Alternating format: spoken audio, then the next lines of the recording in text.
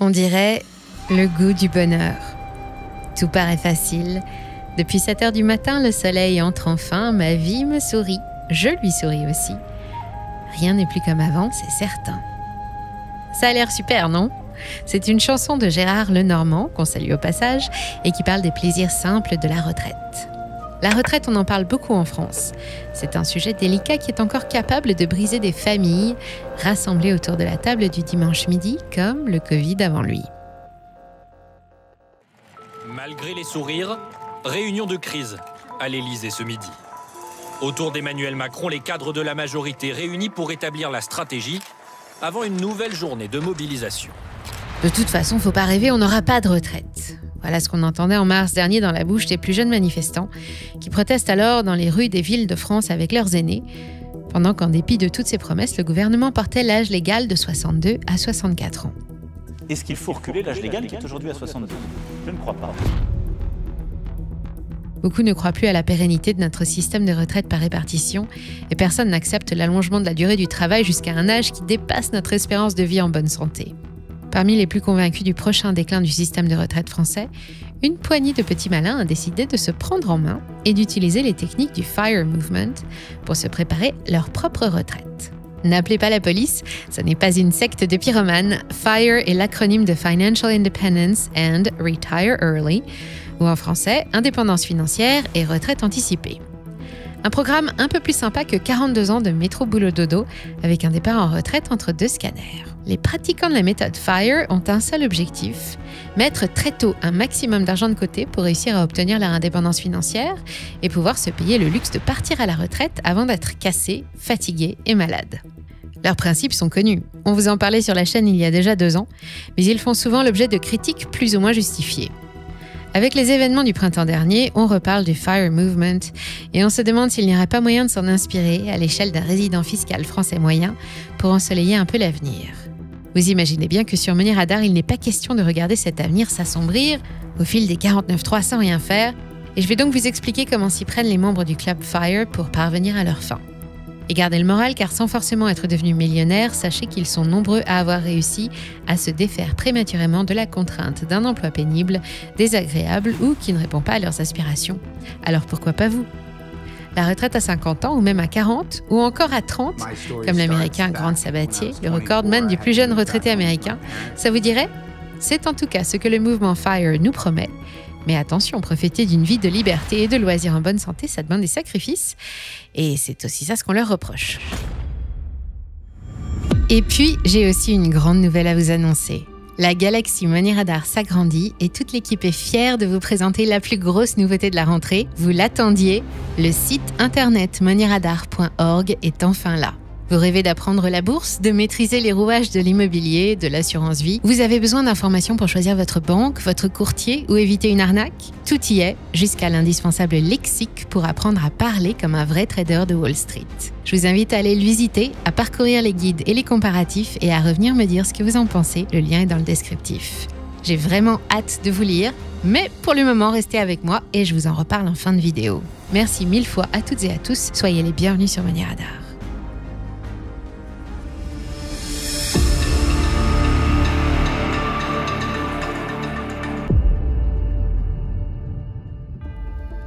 Vous êtes-vous déjà demandé de combien vous auriez besoin chaque mois pour ne plus avoir à aller travailler ? Sachez que le simple fait de se poser la question est le premier pas vers votre indépendance financière et c'est aussi celle que se pose tout candidat à l'entrée du club FIRE.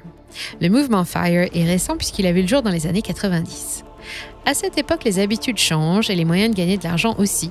Nous entrons dans une ère bénie de confort, l'informatique se répand avec les dot-com, Internet envahit les foyers et avec lui de nouvelles opportunités de gagner sa vie. Le FIRE Movement repose sur l'idée fondamentale que chaque individu a le droit de profiter de sa vie et de son temps et de les orienter vers des activités de son choix, plus gratifiantes ou plus épanouissantes que n'importe quel emploi alimentaire ou contraint. Après le bouleversement des confinements, pas étonnant que le sujet soit revenu sur la table et on est en plein dedans.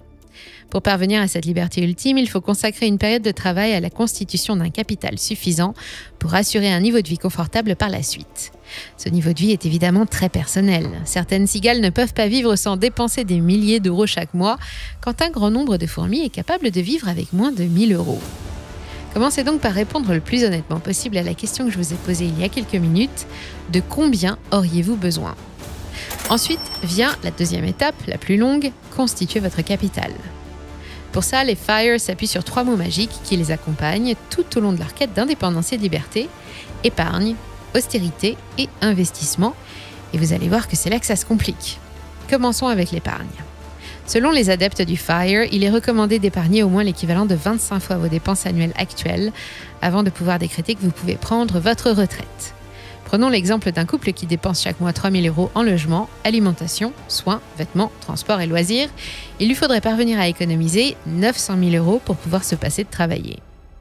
Attention, ce n'est qu'un chiffre brut et indicatif, il va nous servir d'exemple, mais il ne tient pas compte de l'inflation ou de la fiscalité. Ceci étant dit, la majorité des adeptes de l'indépendance financière essayent d'épargner 50% de leurs revenus, souvent plus.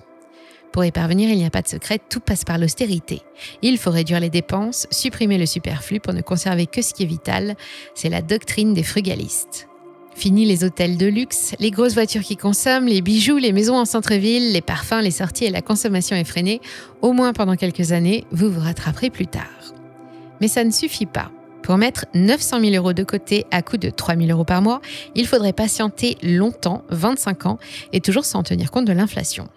Pour raccourcir l'effort ou la durée, il faut investir cette épargne pour qu'à son tour elle rapporte un revenu, qui une fois réinvesti lui aussi en génère d'autres, et ainsi de suite. C'est le principe des intérêts composés. Les frugalistes privilégient les placements qui génèrent des intérêts ou des dividendes réguliers pour obtenir un effet boule de neige. Grâce aux intérêts, ici calculés à un taux fixe de 4%, notre couple obtient 900 000 € en 17 ans et 9 mois exactement au lieu de 25, soit une durée raccourcie de 30%, ou il peut aussi choisir de n'épargner que 2 000 € au lieu de 3 000 € par mois pour parvenir au même résultat en 25 ans. C'est ce capital constitué au prix de tant d'années d'efforts qui va ensuite procurer les revenus capables, en théorie, de payer toutes les charges. Placé lui aussi à 4%, il va rapporter 36 000 € par an, soit 3 000 € bruts par mois, et le capital ne sera jamais entamé, sauf si notre couple le décide évidemment. En adoptant les principes du FIRE Movement et en répétant chaque matin comme un mantra sa triade sacrée épargne, austérité, investissement, en principe, et avec de la patience, tout le monde peut atteindre l'indépendance financière. Mais dans la vraie vie, en France et en 2023, soyons réalistes, nous ne sommes pas nombreux à pouvoir épargner chaque mois des milliers d'euros. C'est aussi la première critique portée à la méthode FIRE qui ne serait applicable qu'à une élite salariale déjà privilégiée ou à des cas vraiment très particuliers, comme ces travailleurs logés par leur employeur ou chez leurs parents, qui offrent aussi le couvert. Évidemment, tout est plus simple quand il n'y a pas ou peu de charges à payer à la base. Mais même dans ces conditions, pour quelqu'un qui gagne moins de 2 000 € par mois, autrement dit la moitié des Français, un projet pareil, c'est du domaine du rêve. Surtout quand, selon l'INSEE, les dépenses vitales, le transport, les logements et l'alimentation absorbent déjà 54% des ressources des ménages les plus modestes chaque mois. Ils ne bénéficient pas vraiment de la même capacité d'épargne qu'un cadre qui perçoit 5 000 ou 6 000 € chaque mois et n'en dépense que 3 000. Clairement, ceux qui n'ont pas les moyens d'épargner se retrouvent d'emblée exclus du système. À ce sujet, c'est Pete Adeney, une figure du frugalisme devenue célèbre grâce à son blog en ligne Mr Money Moustache, qui se fait l'avocat du système FIRE. Selon lui, la clé, c'est relativiser. Autrement dit, chacun doit adapter l'échelle de la méthode FIRE à ses propres capacités et ses propres objectifs, se munir d'une bonne vieille calculatrice et faire les bons investissements pour optimiser les 3 critères de notre mantra. Nous l'avons vu, le FIRE Mouvement coûte cher et réclame de gros efforts. Alors voyons combien faut-il épargner exactement pour espérer obtenir des résultats concrets. Faisons quelques calculs ensemble. Avec 200 € investis à 4%, il faudrait 50 ans et quelques mois pour obtenir un demi-million d'euros, qui rapporterait ensuite chaque année environ 20 000 € de revenus bruts, soit 1 666 € par mois. Épargner sur une aussi longue durée n'a aucun intérêt. Certes, on obtient un revenu sympa à la fin puisqu'il est déjà plus de 60% au-dessus du minimum vieillesse, mais le but ici est d'anticiper le départ à la retraite officielle, pour lequel en France il faut cotiser 42 ans. Comme on n'a pas une durée illimitée devant nous, et si on ne peut pas épargner plus, alors il faut miser sur le bon cheval, ou plutôt le bon actif, quelque chose qui rapporte plus que 4%, par exemple un indice boursier. Si notre couple fait la même chose en misant chaque mois 200 € sur l'indice phare de New York, le SP500, 9,7% de rendement moyen annuel sur les 20 dernières années, la durée d'épargne descend alors à 33 ans. Autre exemple, s'ils avaient eu les moyens d'ajouter 100 € de plus chaque mois pour atteindre 300 €, ils auraient gagné 1 an, mais 32 ans, c'est encore bien long. La critique est récurrente, mais fondée. La méthode FIRE réclame vraiment un investissement mensuel important. Avec un budget de 50 € par mois, par exemple, et un rendement identique au SP500, notre couple aurait dû patienter pendant 62 ans pour obtenir un demi-million d'euros.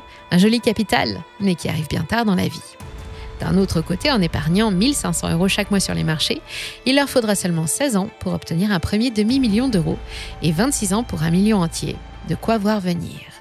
Placé à 4%, cet argent rapportera ensuite respectivement entre 1 600 et 3 300 € chaque mois. Mais en imaginant qu'il reste placé de la même façon que pendant la période de constitution du capital, on pourrait attendre un revenu de 4 à 8 000 € chaque mois à vie. Pour vivre en France, c'est déjà bien. Et dans de nombreux pays étrangers, c'est beaucoup et ça en motive plus d'un. Rien ne vous fait peur et vous avez quand même envie d'essayer ? Heureusement, avec un peu d'astuce, il est possible de dégager un peu de trésorerie chaque mois. Les frugalistes n'ont rien de ces hurluberlus qui espèrent lancer le mouvement général de décroissance mondiale en partant vivre dans une cabane au fond des bois. Ils ne sont adeptes ni des tisanes de saule pour remplacer le Doliprane, ni des bougies fait main en cire d'abeille sauvage pour remplacer les ampoules. Ce ne sont pas des extrémistes, mais ils vivent simplement et ils patientent.